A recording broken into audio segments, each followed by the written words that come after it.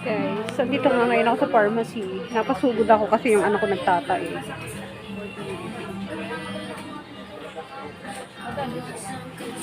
Bili na ako ng gamot. Guys, nagbili ako ng gamot ng anak ko pagtatay. Hi, hello guys. Magandang araw po sa inyo lahat. Ako nga po si Mary Jen. Ako nga po yung anak ko.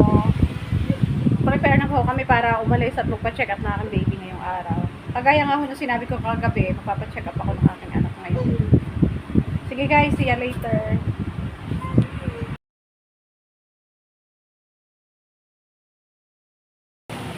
Hi, hello guys.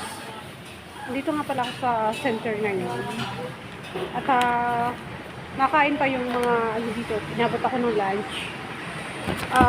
Eto, nakakuha na ako ng paper para sa check-up ng anak ko.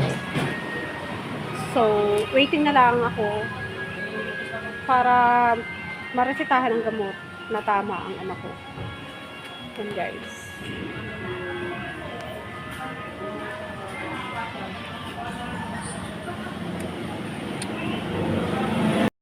Hello guys, nakauwi na ako sa bahay.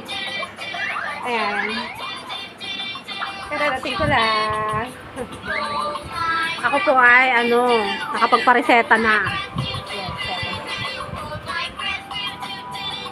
Ay, medyo napagod at sobrang init. Ingatan niyo po yung mga alaga niyong bata guys. Wala masasabi ko. Mainit kasi ngayon, hindi natin masabi ang panahon.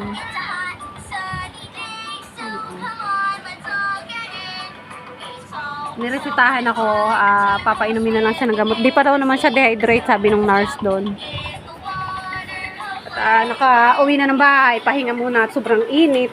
Ingat po kayo. Salamat po sa mga sumusubaybay sa aking vlog, sa aking video. Thank you po guys. God bless.